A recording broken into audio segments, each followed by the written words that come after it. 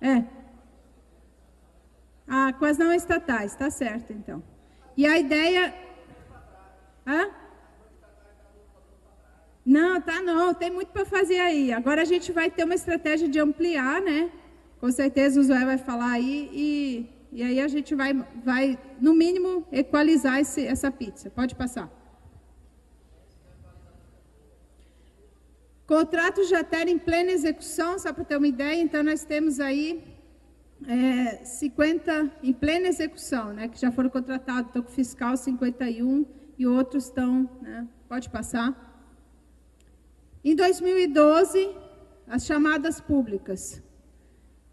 Nós tivemos a chamada pública 2 de 2012, a 3 de 2012, a 5, a 4, agora tem a da sustentabilidade. Então, qual a participação do sistema Asbraer nas chamadas públicas de 2012? 31% das organizações, da participação em chamadas públicas, a Asbraer tem 31%.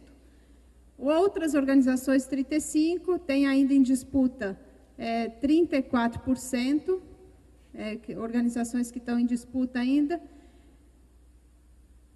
E aí, só uma observação. Na chamada pública de 2012, 2 lotes não houve participação da entidade da Asbraer, foi de Alagoas.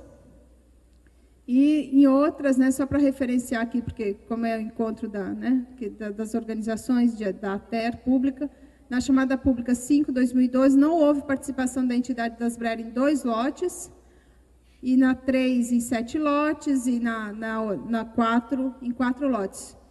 Quer dizer, ainda tem, a gente tem praticamente a Asbraer, a rede Asbraer, participando de todas as chamadas públicas. Mas em algumas, né, por algum motivo, não participou. Então ainda tem, pode ser por isso também que dá essa diferença de valores aí, tá? Pode passar. E aí nós temos o Brasil Sem Miséria, que é essa estratégia. A Asbraer tem participado com 38% das ações do Brasil Sem Miséria, das chamadas, estão com a Asbraer. E tem uma participação muito expressiva e significativa também das não estatais, ou da sociedade civil. Pode passar? Esse azulzinho aí são as chamadas públicas 2011-2012, agricultores familiares, o resultado dos lotes disputados na região Nordeste. E aqui são por estados. Então, só para vocês terem uma ideia, esse azulzinho é a Asbraer, tá? Então, por exemplo, Sergipe, olha lá, a Indagro em Sergipe, praticamente é só a Indagro que tem trabalhado com chamadas públicas. No Piauí, por exemplo, vocês observam que são somente outras organizações, não é a empresa do Estado. Aí nós temos aqui, ó, onde mais a Asbraer se destaca: Paraíba, Bahia, Ceará. Aí nós temos aqui já Maranhão, Rio Grande do Norte, Piauí, que... Pois é, então reflete várias questões aí, né? Pode passar. Na região norte, observe na região norte, Rondônia, é o azul, é a Asbraer. As demais aí, outros, são as não governamentais e que está em disputa, é o verdinho aí ainda. Tá? Então, só para vocês terem uma ideia, o Nordeste estava daquele jeito, a Asbraer, no Norte é isso aqui, Rondônia, que tem atuado de fato. Pode passar. Centro-Oeste, aí nós temos aí azul, ó, Mato Grosso do Sul, o azul está aqui, Mato Grosso, Goiás, Minas. Pode passar. E aí no sul, né, na região sul, observem aí, Paraná, Rio Grande do Sul, Santa Catarina. Santa Catarina tem várias questões, né, que estão tentando resolver em função da participação aí da IPAGRE nas disputas. Pode passar. Isso aqui é só um exemplo de chamadas de até em diferentes regiões. Nós temos várias outras chamadas que elas são por temas específicos também. Então, só para exemplificar, a última que saiu é a ATER Sustentabilidade, que são 300 e poucos milhões para atuar com a ATER para sustentabilidade. É um formato diferenciado, é bem naquela lógica do o que é a sustentabilidade, como que a gente vai trabalhar a sustentabilidade, uma ATER para a sustentabilidade. Então, essa chamada, ela traz uma série de diretrizes e orientações e apoio financeiro para que a assistência técnica possa trabalhar sistemas diversificados com os agricultores, possa trabalhar a questão ambiental com os agricultores, possa trabalhar a organização produtiva. Então, é uma linha de olhar um pouco de forma mais sistêmica para as propriedades, tá? Então, ela abre, assim, dá um escopo maior. É diferente dessa, por exemplo, da chamada aqui do Brasil Sem Miséria, que o foco é o fomento, a utilização daquele recurso de 2.500 do fomento de levar as políticas públicas do Brasil Sem Miséria. Mas aí nós temos uma chamada lá de 2010 que foi para o semiárido, para os quilombolas, nós temos para as áreas de produção de tabaco no sul, nós temos do Terra Legal, Pronaf Sustentável, mercados, vai ter uma para agroecologia, para implementar a Política Nacional de Agroecologia e Produção Orgânica. Então, é esse tipo, a lei permite esse tipo de organização, de repasse do recurso, através de temas também, tá certo? Adriana, minha querida, passar? Concluindo. E eu estou acabando já. Número de contratos. Territórios da Cidadania, 146, Brasil Sem Miséria, 26, o semiárido foram 20 contratos. Cada contrato refere-se a... você pode ter vários lotes. Então, por exemplo, Endagro Sergipe, ele pode ter ganho na disputa 5 lotes. E esses 5 lotes podem significar 5 contratos também. Tá? Então, não é por instituição, mas sim por lotes.